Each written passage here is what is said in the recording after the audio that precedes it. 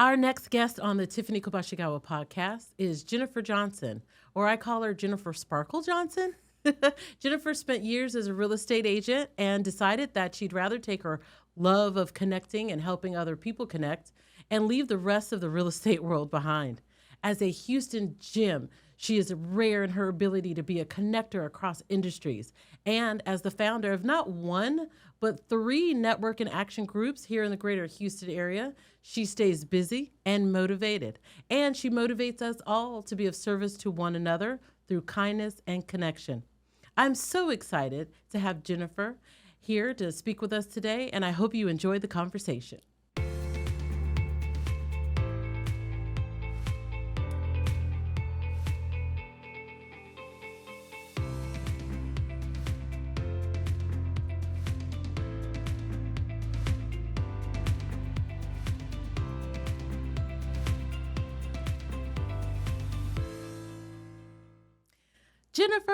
Jennifer Sparkle Johnson. Okay, we're going to have to talk about, because I didn't make that up. I saw that somewhere, and I don't remember where. I didn't write it. Oh, maybe I did make it up. I didn't write it, I promise. Oh, maybe I did, because sometimes I do association when I meet new people, and I put like how they made me feel and how they are. Oh, so I did make that up. Oh, you're very sweet. Thank you. Okay, well, you're Sparkle. That's the long and the short of it. I've been called worse things, so thank you. So Jennifer, listen, I want to talk about you and everything you have going on. And, this podcast is centered around everything we talk about comes back to being your best self and health and wellness. So I'd like to get into some of your personal journey with health and wellness, if that's okay with you. Absolutely. But you also bring the human connection and kind of the love connection, because I'm an 80s kid. And for those of you who understand, the love connection. 2 and 2. Exactly. Chuck Woolery. Oh my gosh. Okay. That's so funny. Trip down memory lane quickly. But we'll get into all of that stuff with the backdrop of health and wellness, like I said. But I would love for you to talk to me about Network in Action and what it is you do right now. And then we'll kind of back into how you started doing it. But so tell us about your organization. Network in Action, I have 3 groups, and I'm super excited. Yeah. I swear to God, I'm living You have my so best much life. energy. Oh, my gosh. I love it. I love that you're here.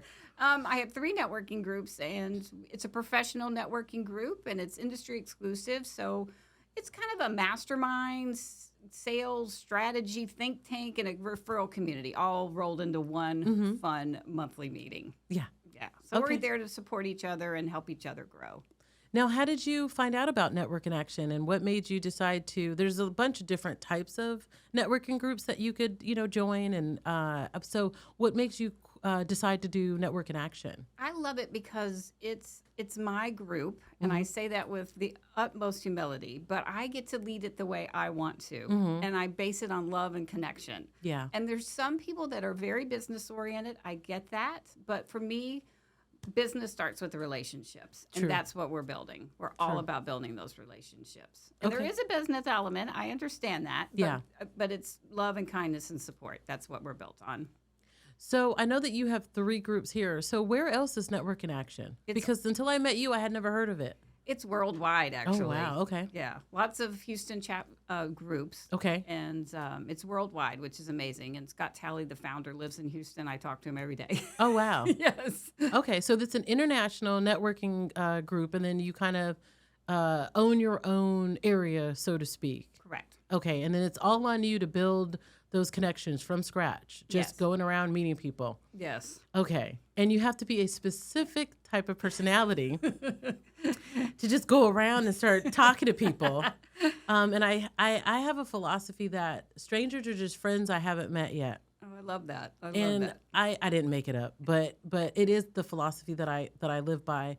And so I want to ask, you have to have kind of your own mantra for that, right? That allows you to connect and see people and be okay with walking up to strangers and being in rooms where you know not a soul. So what gives you that, ability, and kind of what's your mantra for that? Well, it can be nerve-wracking to walk into a room you don't know anybody. So I've turned it around. I go in, how can I be of service today? Who can I meet today, and who can I help? What introduction can I make to make a big difference in their life and their business and their kids' lives? That helps me break through, because I can be shy sometimes. Everybody's shy. So No, you are not shy, ma'am.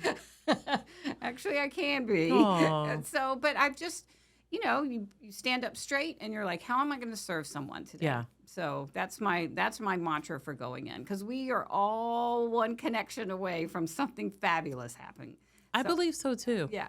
And I believe so. I would love to help facilitate that. That's what gets me out of bed in the morning. There's a theme. So you're part of the first pack of series of the podcast. And in this first series of podcasts, there's been a theme that we really need to focus on human element in your personal life, obviously, and the people that you surround yourself with, but also in business. So I love, and this is one of the reasons why I wanted to talk to you, because it can't all be about the bottom line when we interact with each other. It just really can't. It can't when you own your own business. It can't when you're working for somebody else, pulling in that W-2 job. And I think this just goes along with the theme. So I think that's great. So tell us, how do you find and meet people to connect with? How do you do it? Well, I'm in 11 networking groups, not counting my own. Oh, wow. So in addition to the 3 that you lead, that you own, you are in an additional 8? No, 10 or 11. Oh, okay. Yeah, so Okay. I go to a lot of lunches. I go to a lot of coffees. I go to a lot of ribbon cuttings. Okay. I am out all day long. Okay. I swear to God, I'm living my best life. This is so much fun. I love that. My husband's like, what time are you going to be home today? I'm like, I don't know, 6. Yeah, I'm out doing I'm stuff. yeah. So that brings me to my next question, and let's back up a little bit, right? So tell us about your background, where you're from, maybe where you grew up, so we can kind of get the genesis of Sparkle. I knew Apparently, that was coming. That's your new. Well, I'm a Houston native, not very many of us. So, and my dad worked for Dow Chemicals, so we moved around a lot. Okay. So that teaches you to be friendly and you meet new friends quickly. So we moved, so you have to adapt. You have to be a part of the crowd. You have to introduce yourself. You have to put yourself out there. Yeah. So that was a very good lesson. And we moved around a lot, and I went to high school in Miami in the 80s. Hello. Wow, like Miami Vice. Yes, and my Wow. mother hated us leaving the house. I never understood how dangerous it was. I was a kid. I was out having the best time. Yeah, on the beach. On the beach, driving Yeah. around. So went to, we lived there for 6 years, and Okay. I moved around. I went to New York as a dumb kid. And I had a friend, she was moving to New York out of Miami, and I said, well, I can't go to New York unless I go to school there. Yeah. I have no idea what happened to her. I moved to New York.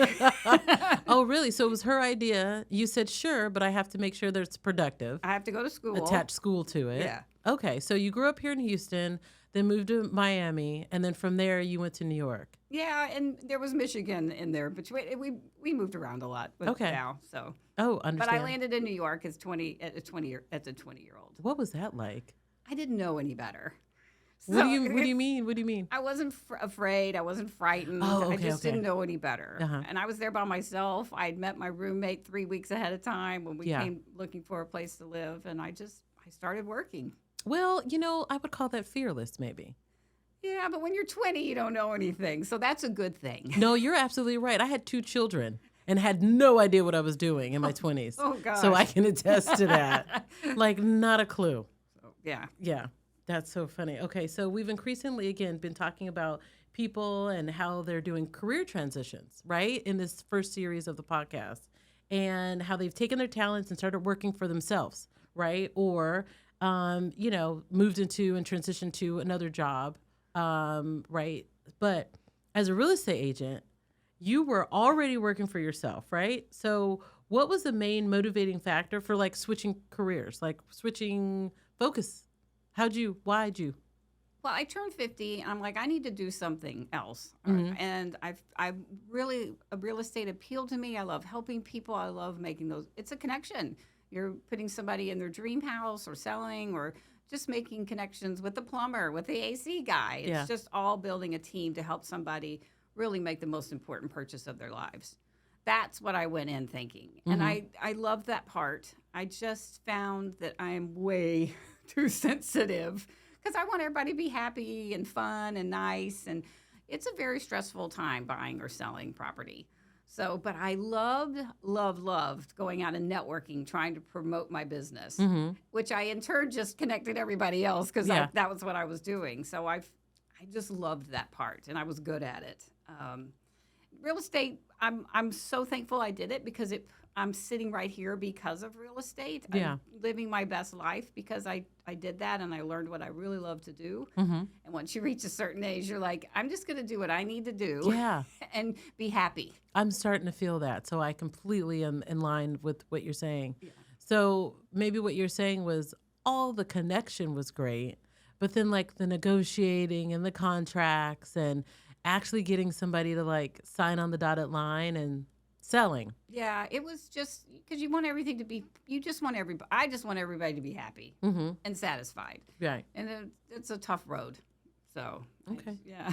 Okay. I'm just too sensitive for it. But led me here, so I'm very excited. Too sensitive for the no? Yeah, too sensitive for the no, and when people are disappointed. Yeah. And yeah, it's just so. Okay. They find out they bought a lemon and you're like, well, I didn't know. That's why we had, assessors and all those folks. I gotcha. So here's a question that I'm beginning to make standard, right, in these conversations. It is so, so important that those who want to make a change, right, to hear the stories about other people who have made those changes, like your first sale, your first client or your first big moment that like helps you move into success. What was that for you? Oh, wow. Which part? Any of it, any and all of it, right? So was there like one pivotal moment where you were like, yeah, I made the right decision. This was it? I think my first group member of NIA, I had a networking event, and he filled out an application that day. I'm like, oh, wow, this is going to work. So he holds a very fond spot in my heart that he was my first one, and he just took a leap of faith with me. Oh, that's awesome. Yeah, so I'm like, okay, here we go. What was his business? He's a health insurance. Oh, nice. Yeah. So. Okay, that's great. Yeah. Oh, my goodness. Okay, so during one of our NIA group meetings, because I go to and have gone and am a member, you shared a little bit about your personal journey, right? Outside of business and connecting with people, right? Do you want to talk about that here on the podcast? And I'm talking about your personal health journey. Sure. Is that okay Absolutely. for us to get into? So I was floored. You guys can't see her, but Jennifer Sparkle is teeny, teeny, tiny. No. She's just a teeny, teeny, tiny lady. And I say that with admiration. And so one day she just boldly announced, I just wanted to live my best life. And this is why I started the group. And you were very, very transparent and telling us about us and being very vulnerable. And then you said at some point in my life, I was like 300 pounds. Yeah. And I thought, oh my gosh, I have to hear this story. So please tell me about that. Well, I've struggled with weight my entire life. Mm-hmm. I mean, since a baby. So it's and it's hard. It's hard to be heavy. I don't care what anyone says. It is hard. Your clothes don't fit. People judge you. Uh-huh. They don't pick you on the playground. Oh. So I had to be funny. So that helped teach me a lot of lessons being a heavy kid. Yeah. But I didn't feel good, and I was depressed, and it just was time. So I sought surgery.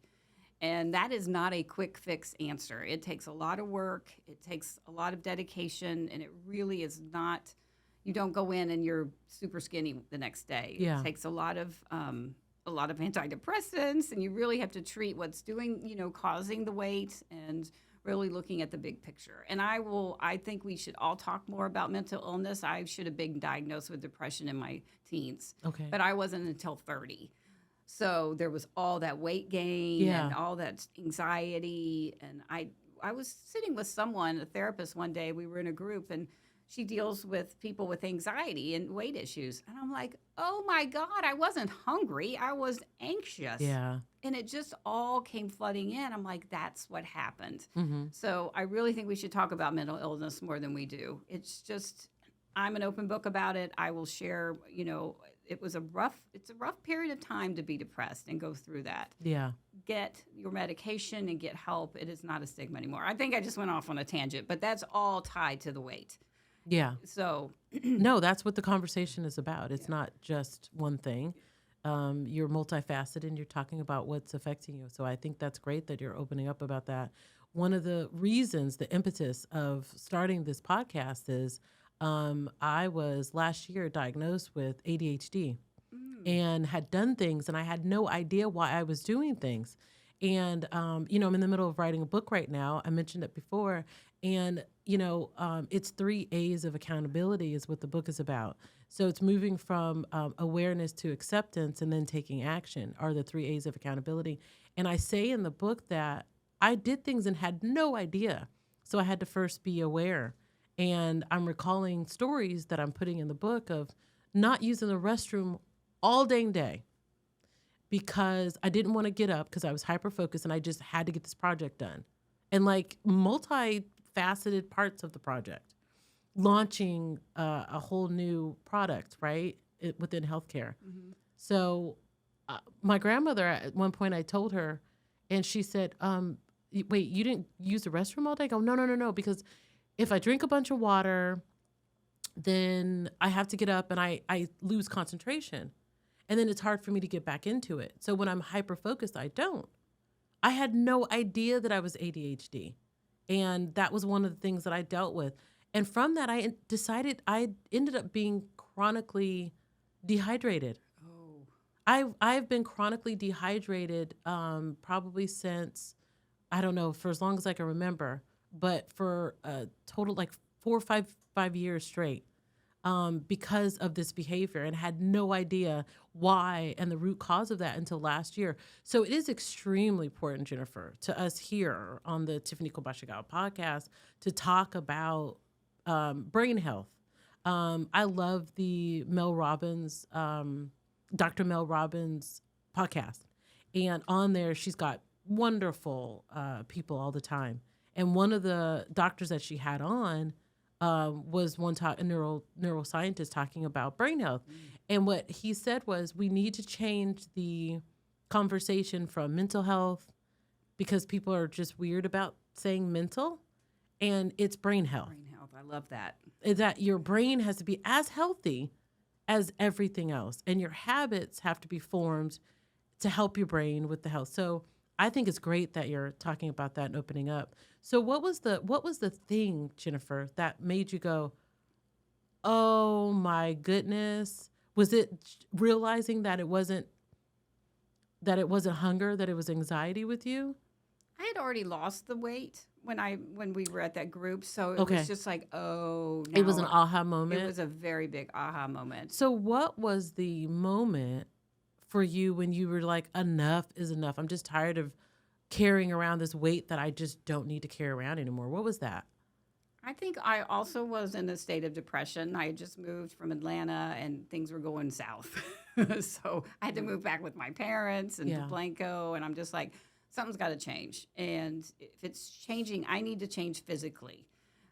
It'll be easier to get a job. I will feel better. I will feel more confident. Mm-hmm. And I think that's kind of where it landed. I'm like, now is the time. Okay. It's going to change today.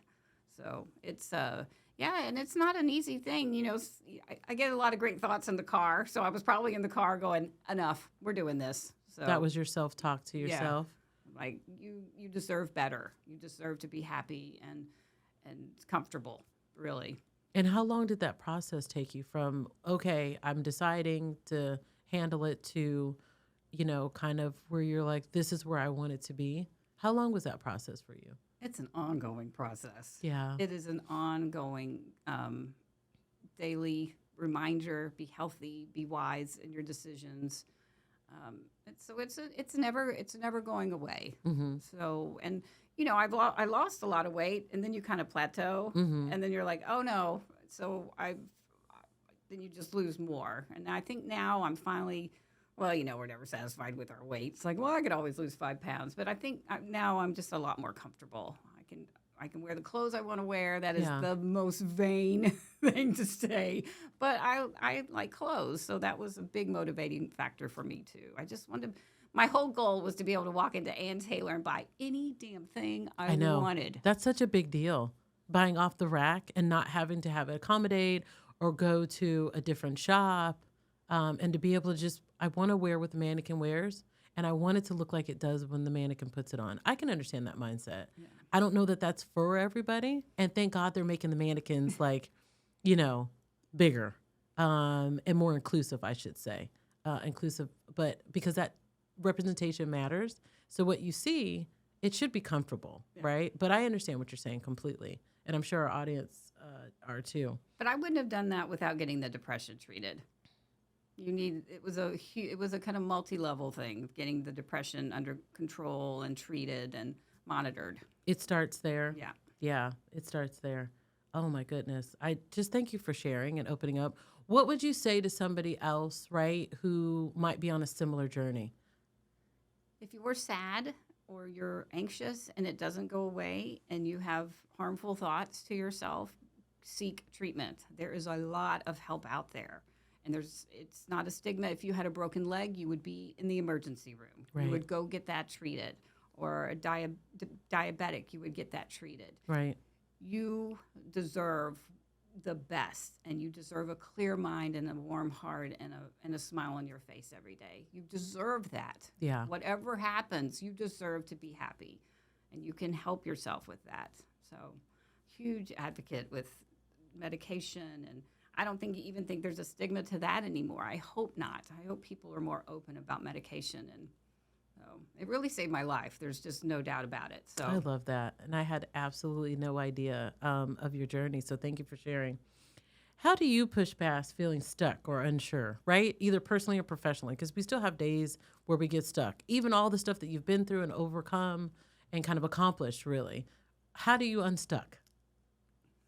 Some days you do get stuck. Yeah. I have a very, very kind and supportive husband. So he has been a great advocate of mine, and he puts everything in perspective. He's a very calm person, and I'm all over the place, and he's just very calm. So that really helps. And we talk a lot, and he helps me refocus, and like, you're doing great. And it's just a lot of talking and just figuring out. And once you start talking about things, and you're like, oh, I'll fix it that way, or I'll change that, or it's time to get off your hiney and stop watching the DVR. So, yeah, it's every day. Get out of bed, put your feet on the floor, and say, I'm grateful to be here. That helps a lot too. Having your partner help. Yeah. And that accountability, right? Your partnership. So you mentioned, and we don't have this scripted, so to speak, right, to ask. So this is another like veering kind of left, which is okay. And I just want to dive into as much as you want to dive into. So when we first started this afternoon, you said that you were in broadcasting for like 20 years. Okay, so what? 20 years. That's when I moved to New York. Okay. I went to NYU, and I'm like, my whole life I wanted to be a talk show host. So let me tell you, this is fabulous. I love it. I wanted to be a talk show host. Oh, this is my fun, entire right? life. Yeah. So where do you go to be a talk show host? The David Letterman Show. Yeah. So I went to NBC, and I was late coming in, and I went and they had like a book. This is way before the computer. So they had a book of internships, and I just started flipping through what was left. And the lady goes, oh, no, you don't want that one. That guy's weird. He bounces a golf ball up and down the hall, and he wears shorts. I'm like, I want to meet him now. That's my spot. Yeah. So I went into the advertising portion, the creative services, and just never left. And Oh, it was wow. so much fun. Okay. Yeah. For 20 years. Yeah. Okay. And moved around a lot, New York, Atlanta, Dallas. And Okay. we're very nomadic in the TV business. Yeah. So I loved it. And it taught me, think on your feet. You got to be quick. The time is ticking. You don't have much time. You got to get it on the air. Kind of like today. Kind of an inside joke for folks that don't know. We were kind of all over the place this morning. So we like to move people to action here on the podcast. So what are the 3 key actions that people should take, right, to become self-employed or to do that next transition? What would you suggest? What's the advice that you would give? Follow your heart. Do what you want. You may have to do 2 things at one time, but follow your heart, and your passion will come. You have to take a leap of faith sometimes. And again, I'm very, very lucky. I have a very supportive husband. So he allowed me that space. But he's like, just go for it. Yeah. You've got to figure it. I had no clue to what to do to build these groups. I mean, I had some notion, but I'm like, you're kind of learning on the job and what works and what doesn't. And just take a leap of faith and lead with your heart. I know it's a business. I understand that. But love, kindness, and support. You will find your path. I love that. Thank you. Okay. So before we conclude, I have to ask a question that I'm asking everybody, right? And everybody wants to know. Do you have room in your networking groups for new members, right? And then how do interested people get started? How do they find you? Oh, of course, we've got plenty of room. How fun. I love that question. Okay. I didn't make her ask it. No, we totally have a lot of room. The basis for me is you have to be kind and supportive, and I am totally the gatekeeper. If you want to grow your business, if you want to make solid relationships, that may not lead to business, but you're building a foundation of a close-knit community. I would love to talk to you about it. You can email me or call me. I answer my phone. Well, let's start maybe with, do you have a personal website? Or if you want to give your email address out, that's great too, or your phone number. I do. It's JenniferJNIA.com. It's just launched, and I'm so excited. I've never had a website before. Oh, say it again. JenniferJNIA.com. Okay, so when we go there to your new website, which I'm so excited about, I didn't know that, what will they find there? You'll find information about the groups. You'll find a little bit of information on my story and why I'm doing this, about the networking. And the pictures are fun. There's a calendar where you can register for events. And I think it's a very easy breezy, and the front picture is wonderful. It's one of my favorites. And it's just an easy breezy website that you can learn more about my groups. Okay. And then before we conclude, a couple of things about your approach to networking online, your social, because you have just as much, I think, a social aspect online as you do in person, which I love. So you have Motivation Mondays. Monday meetups. Monday meetups. I call them Motivation Mondays because I look for on LinkedIn, and I love your, you just basically go live is what it looks like, right? And you're just like, hey, world, it's Monday. Get your butt up. Let's go do the thing. We're here. We woke up, and that's great. So let's do it. And then every Friday, what's the thing that you do every Friday? We have a member spotlight, Friday member spotlight. And I interview people. And again, there's my talk show host. They got in. Yes, I love it. They're so fun. I just have the best time. And sometimes they're very business oriented. Sometimes they're not. But I just want people to get to know a member. And once you hear their story and their love of their job and their passion, you will fall in love with them, and you will call them for help in whatever service they provide. So that's my goal there. And my goal really is to support all the members in the groups. That's why. That it's not about me. It's about enhancing your business. Well, you're so good at it, and we appreciate you. And thank you so much for being on the Tiffany Kobashikawa podcast. Are we already done? I know we are. But listen, is there any one last thing that you want to say? No. Thank you so much for having me. You are a love and a kind, loving person, and I appreciate that. All the love around here. Thank you, Sparkle. I'm going to go tell my husband to call me that. He's like, no. This podcast has been created to carve out an accessible space, a platform that encourages us to explore opportunities for improved overall health and wellness. We hope to ignite the ability for each of us to intentionally engage in conversations that make impactful differences.